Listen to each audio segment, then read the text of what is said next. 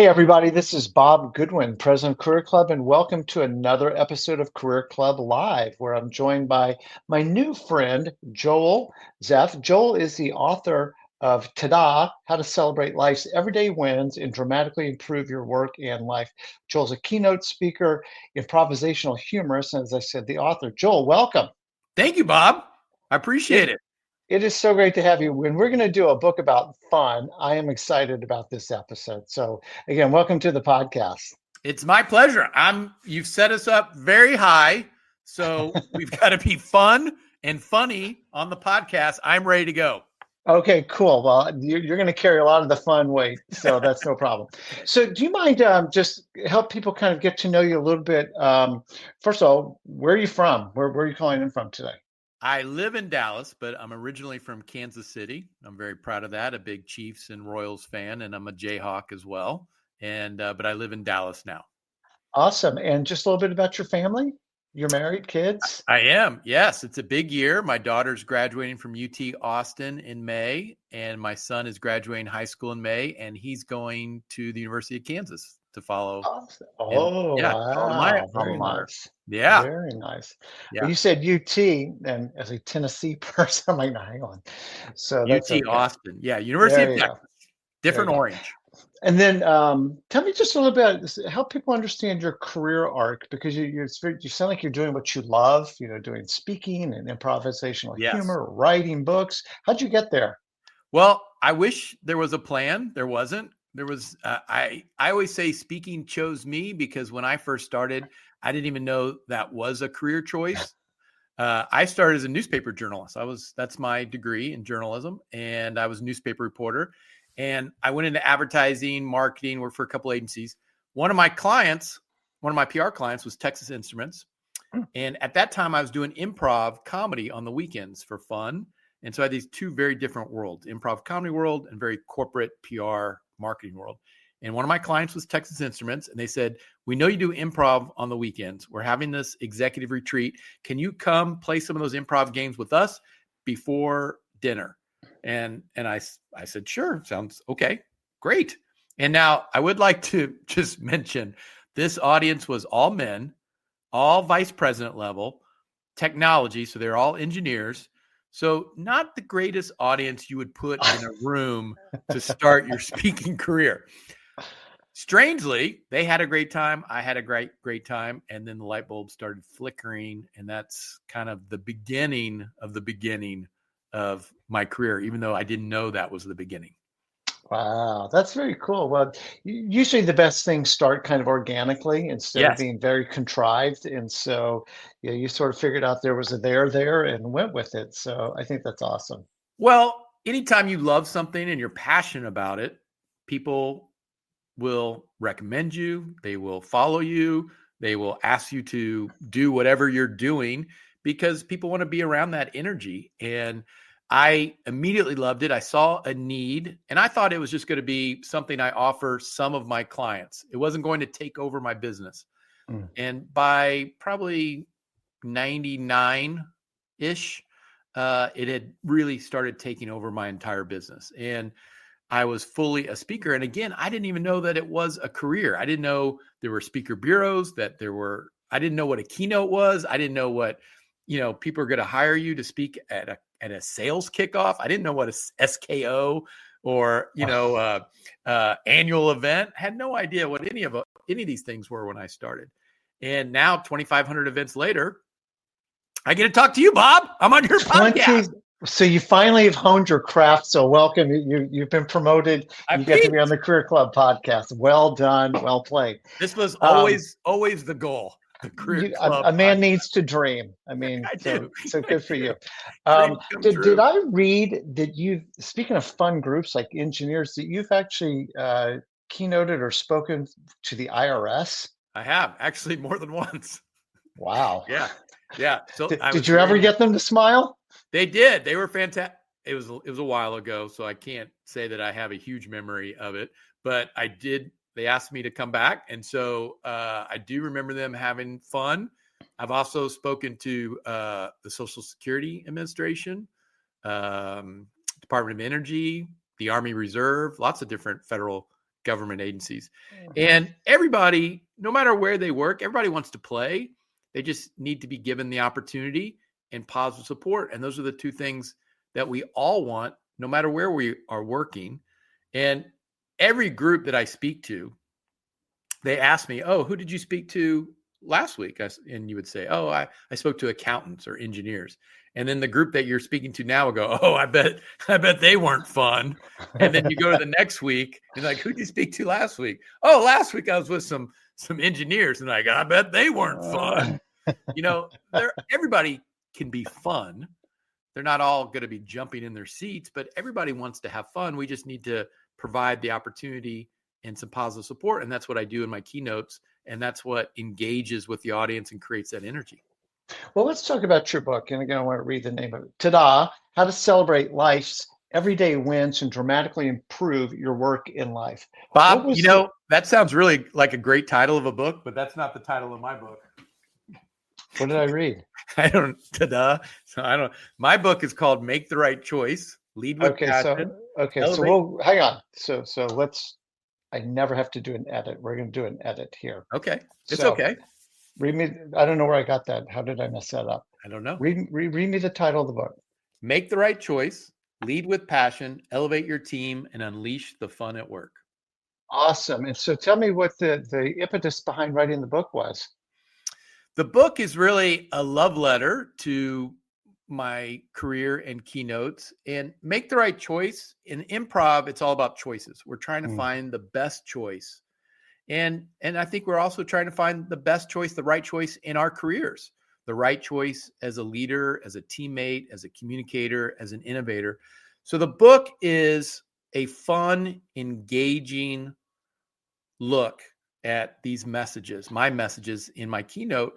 And I want it to be accessible. I wanted my reader to have fun with it, to laugh, to giggle a little bit, but also take away some of these big choices that I talk about in my keynotes about creating opportunity and positive support, or the importance of helping each other be successful, or how we find success during change and disruption, or the importance of staying in the game. And each chapter kind of focuses on one of those messages. And so what do you really hope the reader walks away with from the book? If there are a couple, three key messages, where are they? I want them to have some aha moments about that it's their choice, their attitude in their work, their attitude as leaders, that everything is their choice, and that we have the power to how we react to change, to be positive and supportive. We have the power to be a great teammate. We have the power to be a great leader. And it's these choices that fulfill us and reward us. So I want the reader to really kind of recognize that the choices, they have the power.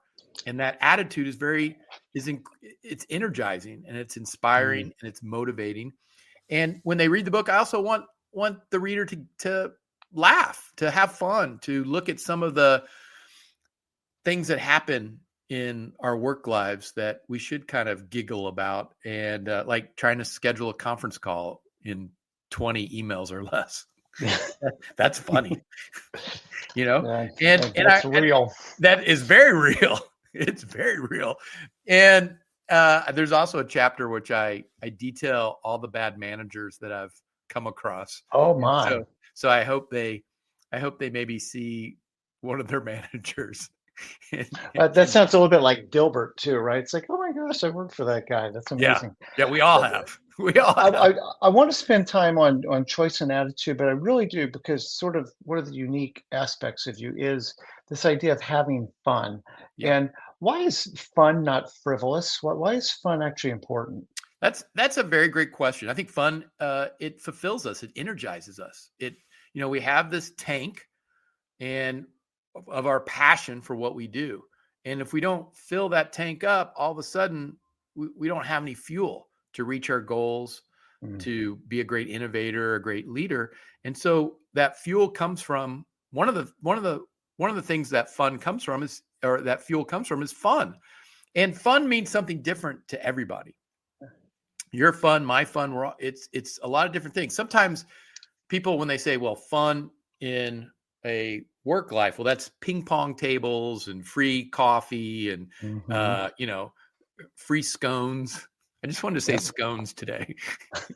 That's the word of today. Scones. Well, there you have it. I wanted to say cronut, but scones will do. That's a good word. That's a good word too. But scone was the first pastry that came to my mind. Cronut was your first pastry. I think that says a lot about each of us. Sadly, it does. But that's not, that's a myth, right? Fun. And in one of the chapters, I talk about some of the myths of fun, that we don't have time for fun, that we're very serious business, so we can't possibly have fun. That's a myth. That, fun is expensive. That's a myth. Fun is something that fuels us, that rewards us. It could be, making that big sale. It could be mentoring another teammate. It could be getting, the right role, the right responsibility.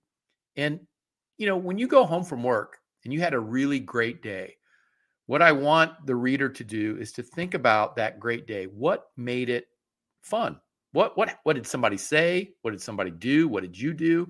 And you start putting that list together. And now you've got a guiding light. You've got a blueprint of what makes a fun day at work.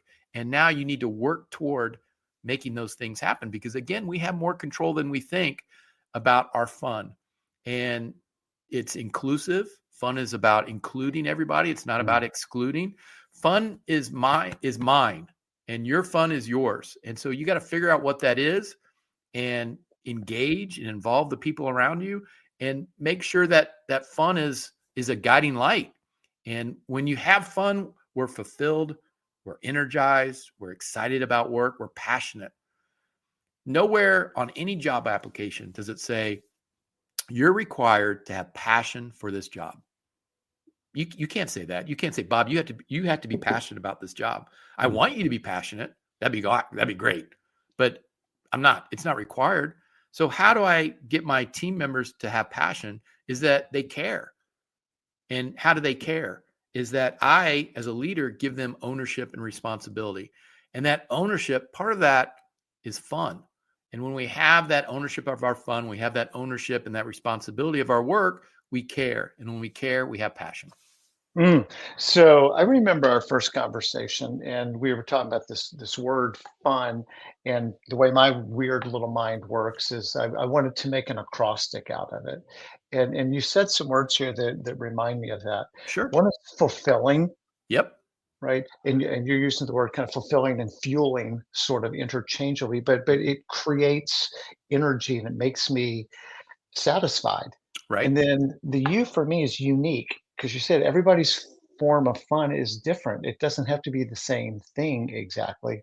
And then the N is needed. It's necessary. Like we have to be able to have fun, to have enjoyment, to find fulfillment in what we do, or else we're just sort of work producing units, and it sort of strips us of our humanity, it seems to me. Yeah. And it's also very important to realize that fun is in every step of our career, not just when we're at the peak, when we're at the job that we've always dreamed about. We have to have fun at the very first job. One of my first jobs was at a movie theater, and I was cleaning up trash. And actually, when you clean up other people's trash, that's a life lesson right there. And I figured out very early on that I better have fun. I better figure out how to have fun, or this is going to be a really hard day of work.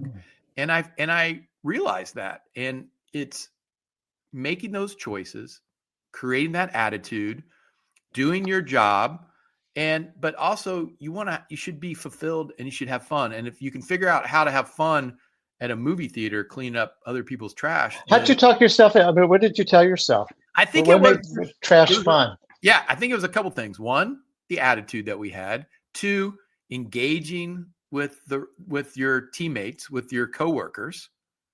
When you bring other people in and you're having fun and you're making jokes and you're creating an energy and a spirit, all of a sudden you're doing something together.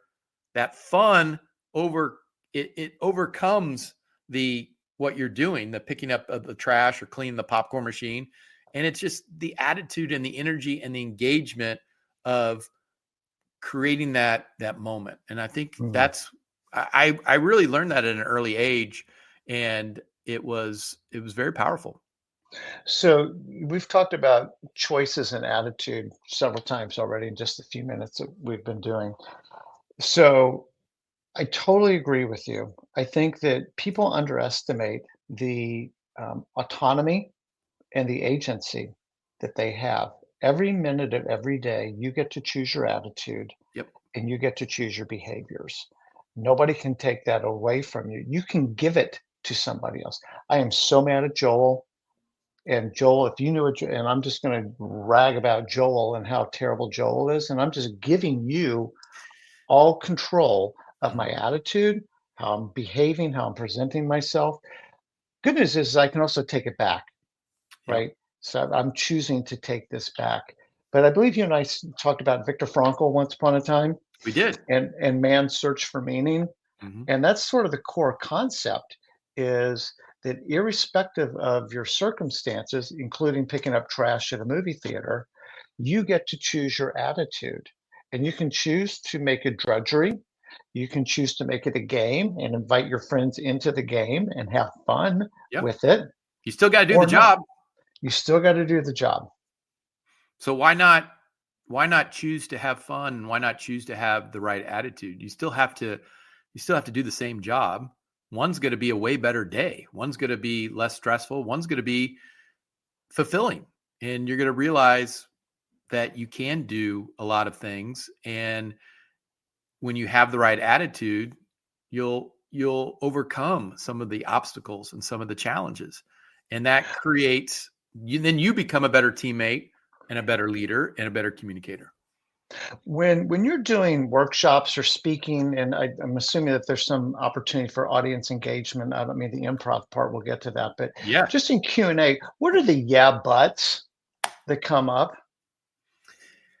The yeah. When I do a workshop or I do a keynote and I bring audience volunteers, I don't there's really no yeah buts because I'm going to come at it with a lot of energy and engagement, and I'm not asking you to yeah but. I'm going to Mm. ask you to come and join me and participate. Now if there's going to be people that aren't going to participate, I'm going to hopefully they're going to hopefully participate by watching and seeing how much fun everybody else has. You cannot please everybody. I mean, believe me, anytime I get an evaluation back and I've had a standing ovation, there's always one person on the evaluation goes, Joel was terrible. He sucked. Yeah. I'm like, I had a standing ovation and there's one guy. I was like, yeah, I didn't get it. I just didn't get it. You can't make everybody happy. You got that bell curve and you got your superstars and they're going to go along with everything. And that middle curve is what you really got to focus on and give them that opportunity and give them that positive support and give them the tools necessary.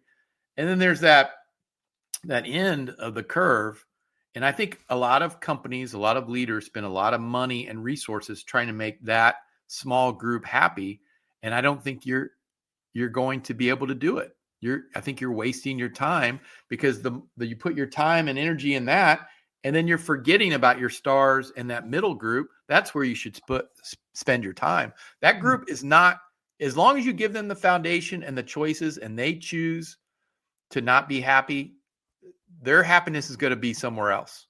And so, So one of the things I like to talk about is the difference between skeptics and cynics. Skeptics don't believe yet, but are open to believing, yeah, right? And so they might be still in that middle mud, that sure. they haven't really quite made up their mind yet, but they don't believe yet, but they're open to believing. That's a skeptic. A cynic is kind of arms folded. Dude, I don't care what you say. That Yeah, sucked. Like it just doesn't matter. I've already predetermined I'm not going to be happy. I don't want to be happy right. with whatever this is. And those kind of people need to go find happiness somewhere else Right. because Or they're they might not, choosing.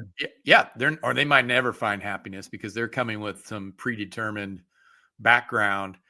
And, as a leader, you have to give them the opportunity, right? You have to at least give them the opportunity, but you can't waste resources when you're not, if you take away from that middle group that you mentioned and you take away from your stars, if you're not going to give your stars that encouragement and opportunity, those stars, believe me, someone's going to snap them up really quickly because they're looking for that passion. They want that positive support. They want that opportunity.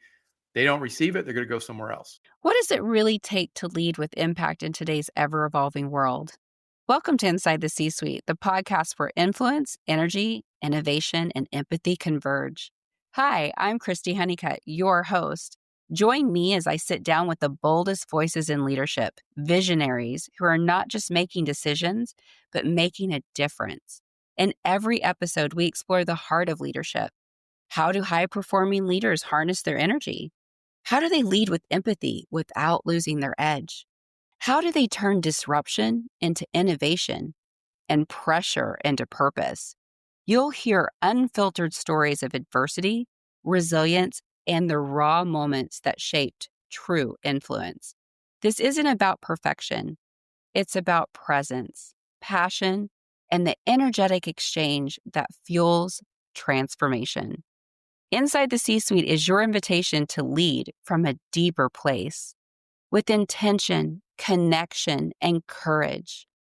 If you're ready to go beyond the surface and unlock what really moves leaders to action, hit subscribe and step inside. You can find us wherever you get your podcast fix. Inside the C-Suite, well, we're an energetic exchange. Let's lead with influence, live with energy, and create with empathy. Same with the Let's middle talk. group. Let's talk about how you use improv. One, just how you make it fun by using improv, but what are the lessons that we learn through improv? So when I started studying improv and performing, it was just an immediate love.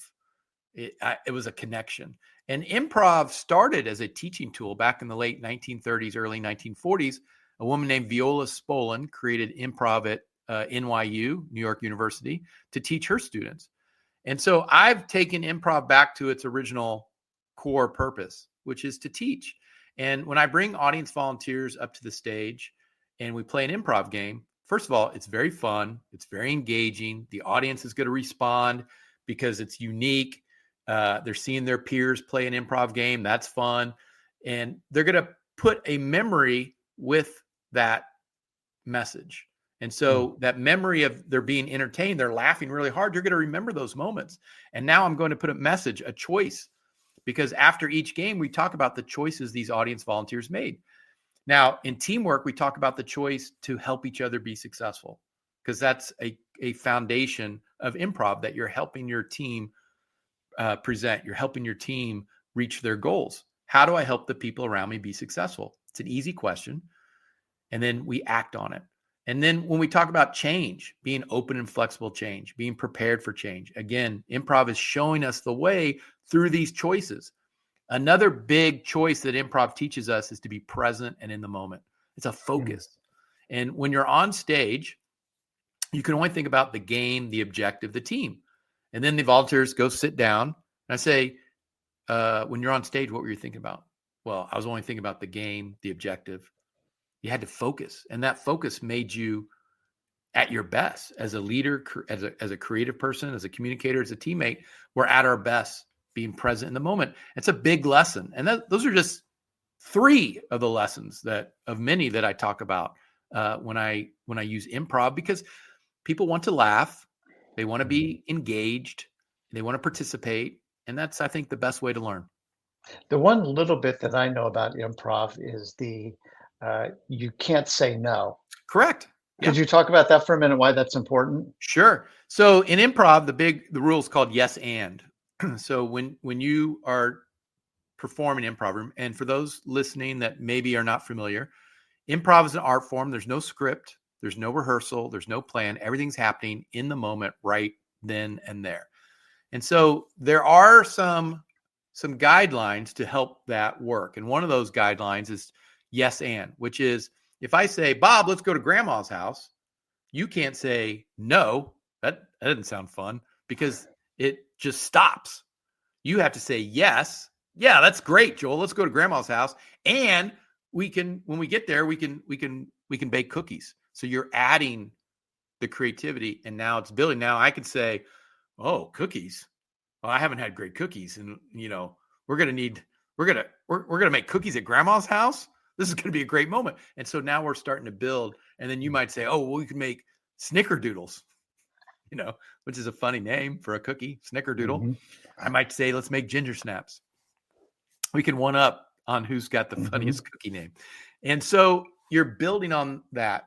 In my keynotes, I wanted to, when I first started, I did talk about yes and, but I felt like there was a disconnect with some of my audiences. And so to me, yes is about positive support. And that's what I talk about, the importance of positive support. The and to me is about opportunity. And so what I've done is taken some of the lessons of improv and filtered it through my own experience, and so that it connects with my audience, I think, in a more engaging, accessible way. And so I've changed yes and to opportunity and positive support. But there are a lot of other messages and lessons that improv teaches us that I want to that I teach in my keynotes and workshops. No, that's awesome. So maybe this is related in terms of in improv, to your point, there is no script. Therefore, there's no right answer That's to right. something. That, So could you talk about, making the right choice and what that really means? Again, back to we have autonomy and agency, so we get to yeah, make choices. right. Well, I'm kind of tangled up in making the right choice. Is this the right job for me? Is this the right thing to go do? And sometimes we find that paralyzing, Yeah. of making the perfect choice. Could you talk about that? I think so. In improv, we're always looking for the right choice, right? Some choices are going to be better than others. Some choices aren't going to work. So we're always looking for that magic moment. And when that magic moment happens in improv, when you're with a team on stage and it's just perfection, I mean, you get goosebumps. I mean, you get a tingle sensation. It's just, it's happening. And it's just the lightning. It's just lightning in a bottle, and the audience is reacting. It's that perfect right choice. And that's what we're looking for in our careers. And we know it when it happens. When we mentor someone and we have that sense of what we just did, of how we gave back, of how we helped someone find their path. And we get that, you're going to get that goosebump, you're going to get that tingle that you made that right choice. And it's very internal. You have your internal compass, and I think it does point the right way if we give it a chance, we listen to it. And so we're always looking for that right choice as a leader, as a teammate, not just in our day-to-day, but even overall, in our career. And if we think about what fulfills us, what makes us happy, I think that will be our guiding light of what a right choice is. What is it that fulfills us? And I always say, really be honest with yourself.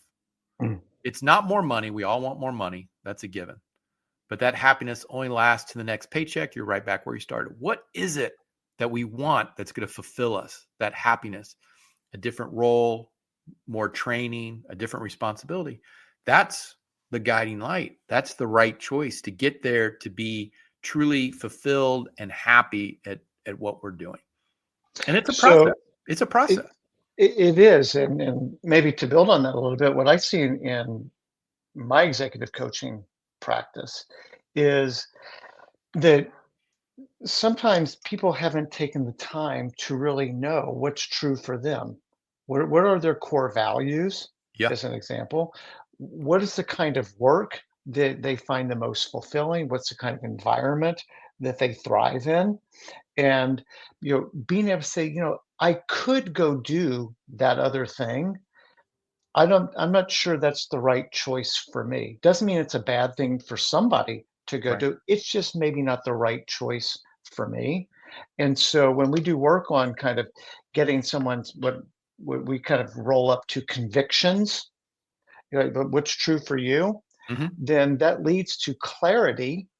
And the Yeah. way that I try and at least give people a bit of permission, I'd love for you to agree or not agree with this, is being able to say yes to things because kind of what the bar looks like for that to be a good answer for me. But also, and maybe more importantly, what I shouldn't be doing. And again, like there's nothing wrong with that. It's just not, say it required 70% travel. Pays a ton of money, Right. prestigious, great title, but you're going to need to travel 70% of the time to be successful at this job. Where I'm at in my life right now, that would not be a best choice, even a right choice for me. So thank you for presenting that to me. That's just probably not the right thing for me at Yeah. this stage of my life. So, it's but you need to know what your standard is to be Right. able to evaluate. Yeah. And what your guiding light is. My guiding light, I've always said, is this fun? That's where I really try to really focus on what's going to be fun and fulfilling for me. Everything else will find its way.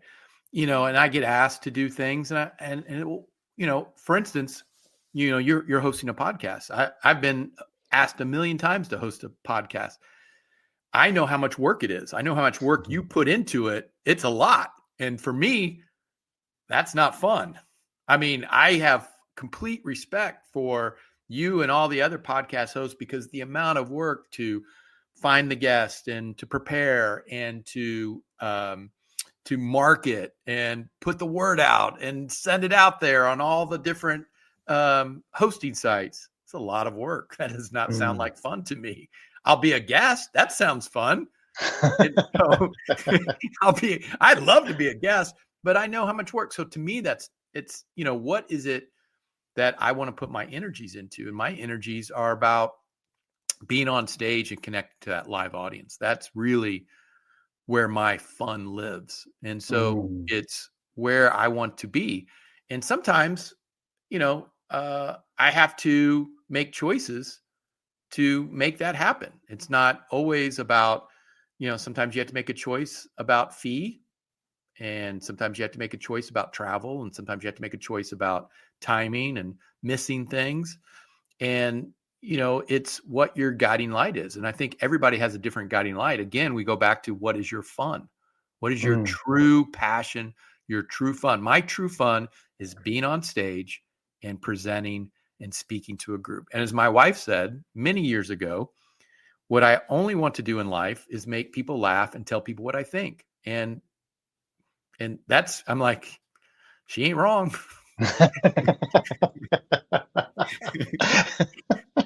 So I'm Oh my like, goodness. yeah, she figured me out a long time ago. For me, that is a very simple thing to figure out. But the thing with your guiding light is this fun? Does this make Yep. me happy? Does this bring me Yep. joy? And one of the things that I counsel people on is, you better really like what you're doing, because the pace of change right now and the For sure. magnitude of change, like I always say, today is the slowest day for the rest of your life, Yeah. because like it's just going to keep coming. And if you're not genuinely curious and interested and get joy and satisfaction and fun out of what you do, you're not going to want to get better at it. It's Right. just drudgery, like pulling a piano up a hill. It's like, I guess I could do this. I don't want to. Versus, hey, I found another little tip that's going to make you even a more effective keynote speaker. Would you like to hear about it? You're like, yeah, like I want to be great at this. Right. And you're going to want to keep learning. And absent that fire to really want to be great at something because you get a lot of satisfaction out of it, I think your ability to be a learner is greatly diminished. Yeah. I think one of the questions is, what would you do for free? Mm. Right. The time I say this, the time I say to my clients all the time, the time I'm on stage is free. I'm not charging you to speak on stage. Now, what I'm charging you is for conference calls, to travel next to the guy that's hacking up a lung or taking his socks off. You know, that guy. I go, that's what I'm charging for. Wow. For delayed flights and crappy hotel rooms. That's what I'm charging for. Mm. But I'm not charging to be on stage. That's free. What would you do for free? And I think anytime I speak to young people, what are you passionate about? What do you love? What is your, what would you do for free? And I promise you, there's a industry and a career that surrounds that. And it's up to you to start on that path. You're not going to reach it today, but you've got to start down the path. You got to start walking down that path, and you will find the path will lead to what you truly love. If you put the time and the energy and the work and the effort into it, that path's going to lead to something great. I love it. So, a lot of people, I'm trying to start to wind down here just a little bit, but a lot of people are pretty stressed out these days. As you and I record this, we're in massive tariff territory, and there's layoffs, and their stock market just took like a Yep. major trip south. Um, and there's people who might say, dude, I'm not having a lot of fun Yeah. right now. What's your advice to them? I think it's to find those ta-da moments. We talked about that earlier. Those ta-da moments, which is every day we do something that deserves a celebration, but we think it's just the regular moments of the day, and we don't celebrate them. We just move on to the next thing on our list. And so that celebration, I think, will refuel us, will energize us, and we have to realize, recognize, and appreciate these moments. That ta-da moment. And ta-da comes from, when your kids are younger and everything they do is a ta-da. You celebrate everything. When your kids, like my kids, are older, but when they were little, everything's a ta-da. They walk for the first time, they go to the bathroom for the first time, they eat their whole cheese sandwich, they hold a spoon in their hand. Everything's a ta-da. We're celebrating everything. And what happens when you celebrate is they get a smile on their face, their eyes light up. You can see confidence. You can see them understanding what you're saying. And they're going to do more of whatever you're celebrating. And that confidence will build their skills. And so as they get older, they still have these moments where we celebrate fewer and fewer. And then when we're adults and we're working like you and I, Bob, we're not celebrating anything. We're like, oh, it's a podcast. This is what we're supposed to do today. But this is a ta-da moment. This is you and I came together. We're having a great conversation. Hopefully, when the podcast goes out, even if it just inspires one person, oh my gosh, that's a huge ta-da moment. But, we have to take time to celebrate these moments. And every person has these moments every day. And when we celebrate them, we're going to give ourselves confidence. We're going to give ourselves positive support. We're going to help kind of fuel again that passion tank, and that I think will help overcome some of the challenges and obstacles and disruptions. No, I love that, and I do some resilience training, and one of the habits to build is exactly what you're talking about, which is to be very intentional at the end of the day to what went well, what are we going to celebrate? And for my drug addict friends listening to this, it creates dopamine in your brain. Like it's good brain chemistry. Like you talked about, like the smiling and there's an energy and you can see the confidence and there's a dopamine rush going on. And dopamine, the good news is it's addictive. Like we like that, right? And but oftentimes, we don't focus on that. Particularly type A people will be able, but what's not done yet? What's still left to be done? Which fuels some accomplishment orientation, but it also can fuel dissatisfaction and never finding those moments of fun because I'm just looking for the next thing to go do. Right. And so when we can take a few minutes to just like, what are 1, 2, 3 things I'm thankful for? What went well today? Where did I have fun today? It really does. I'm just trying to echo what you're saying, Joel. It does create this positivity that carries forward. And what's interesting too is there's a other side of the coin of this is to also forgive yourself for things that didn't go well. Right. Let's call it what it is. And that maybe wasn't as fun as it could have been. What can I learn from it? And now I'm going to put that away because that's gone now. And I'm going to do better tomorrow. And we're going to reboot on having fun again tomorrow. Yeah. I think it's a mindset. Very healthy. Yeah, it's a mindset. And, every time when I email somebody, I end my email with a ta-da. And especially if like somebody wants, can you sign this or can I have this document? And I send it and here's attached document, ta-da, Joel. And I'm just celebrating sending a document. And, but I want them to read, ta-da, and hopefully they get a little smile and pass it on. And good personal branding. So if people want to find the book, what's the best way to do that? Amazon, Barnes & Noble, wherever you find or buy your books. Again, make the right choice, lead with passion, elevate your team, and unleash the fun at work. And you can also, the links are on my website, which is just my name, joelzeff.com. And it's pretty easy to find me or the book. Through the website or Amazon and Barnes & Noble.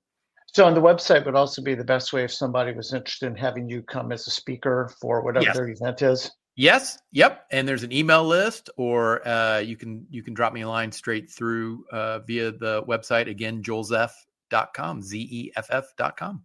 We will put that in the show notes as well. Joel, I knew we would have fun. There was, but the fun doesn't mean that we didn't have substance. And I really appreciate what you had to share. I think that, honestly, in these times where people are struggling a little bit, learning how to find the fun, again, rediscover the fun that we had when we were kids. Yeah. We only get one time around the track, and we should enjoy the trip while we can do it. So I appreciate what you're sharing. Go ahead. It's my pleasure. It's my pleasure. And I will say, I've been on many, many podcasts. This is the first time I've said snickerdoodle and scone on a podcast.